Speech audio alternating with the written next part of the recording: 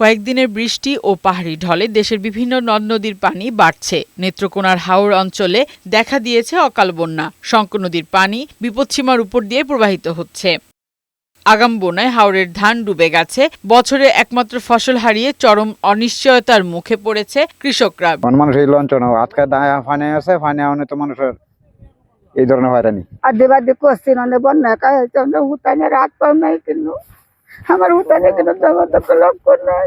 কিশোরগঞ্জের হাওরে তলিয়ে আছে হাজারো কৃষকের স্বপ্ন। পানি বেশি হওয়ায় ধান কাটতে পারছেন না কৃষকরা। পানি উন্নয়ন বোর্ড জানিয়েছে জেলার নদ-নদীর পানি বাড়লেও বিপৎসীমার নিচে আছে।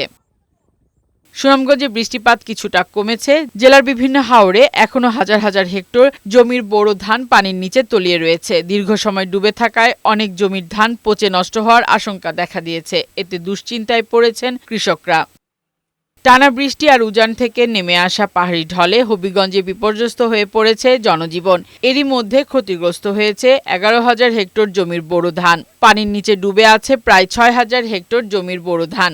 এতে ব্যাপক ক্ষতির আশঙ্কা কৃষকদের।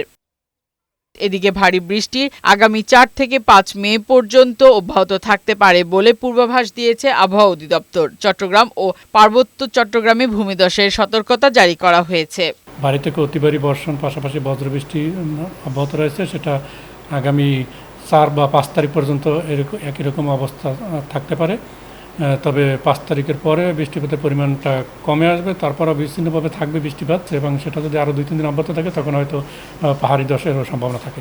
সেই সাথে সারা দেশের নদ নদীগুলোকে 1 নম্বর ও সমুদ্র বন্দরগুলোকে 3 নম্বর সতর্কতা সংকেত দেখাতে বলেছে আবহাওয়া অফিস। ফারহানা শিমু, বৈশাখী সংবাদ।